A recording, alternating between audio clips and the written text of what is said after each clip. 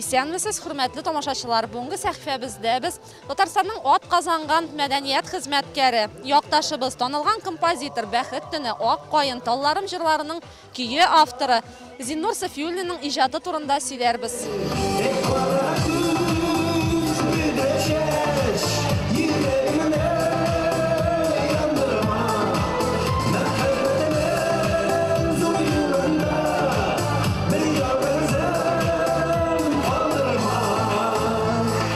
Татарстанның ат казанган мәдәният хезмәткәре, композитор һәм автор башкаручы Зиннур Сафиуллин Әлмәт районында туып үскән. Дистәләгән хитлар авторының моң шишмәләре ташып тора. Көннән-көн яңадан яңа җырлар барлыкка килә.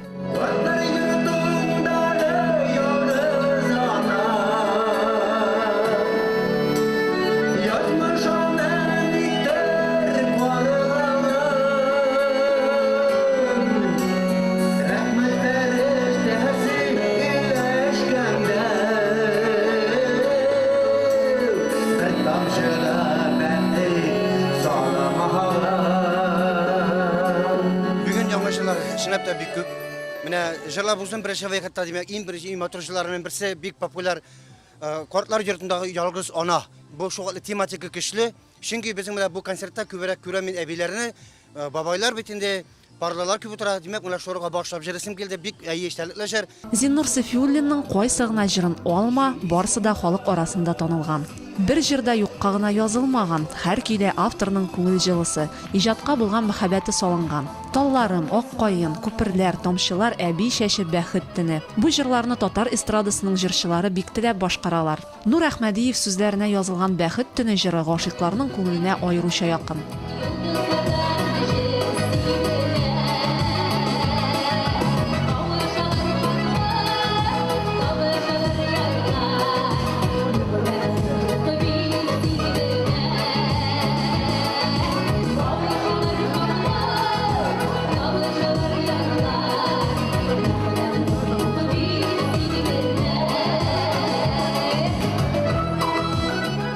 Сафиуллиннар гаиләсе иҗади гаилә. Зиннур әфәнде һәм Нәсимә ханымның уллары Илназ белән Илнар да иҗат кешеләре. Илназ татар эстрадасының иң танылган йолдызларының берсе. Аның җырлары Татарстанның гына түгел, Россия хит-парадларында да яңгырый. Тамашачыларның күңелләрен уята ала бу җырлар. Чөнки нәкъ менә алар өчен языла әлеге музыкаль бүләкләр. Бер үбәсем килә күзләреңнән, исерәсем сөю сүзләреңнән, җилләр булып сарыласым килә, яланмая узган эзләреңә. Әлмәт тамашачылар белән һәр вакыт шушы без иҗади иҗатташ дус булып калырга телим. Алар һәр вакыт менә безнең концертыбызга яратып киләләр, һәр вакыт тулы зал. Шуңа күрә алар белән мөнәсәбәтне яхшыдан яхшырак яңа җырлар язып, аларны тагын да күбрәк җыеп, бергә яшәргә насыйп булды. Иң главное сау сәламәт булыйк. Тормышның шушы җир өстендә тормышның әрәхәтен тоеп яшәргә насыйп булсын барыгызга.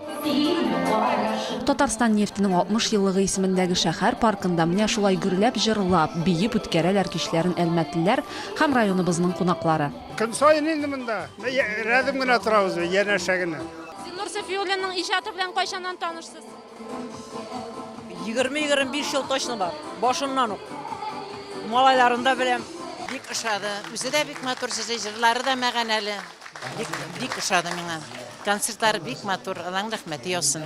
Безне шатландырганнар өчен шундый концертлар белән. Бу кичә аеруча җылы мөхиттә үтте. Чөнки беренче тапкыр илһам килгән көннән, беренче көен иҗат иткән мизгелдән бирле, менә инде ничә еллар дәвамында Зиннур Сафиуллин җырларын халык өчен яза. Ул алга таба да үзенең яраткан тамашачыларын яңа җырлар, онытылмас хитлар белән шатландырачак дип ышандырды. Рәмилә Хәмидуллина, Раил Зайнуллин, мәдәният яңалыклары сәхифәсе.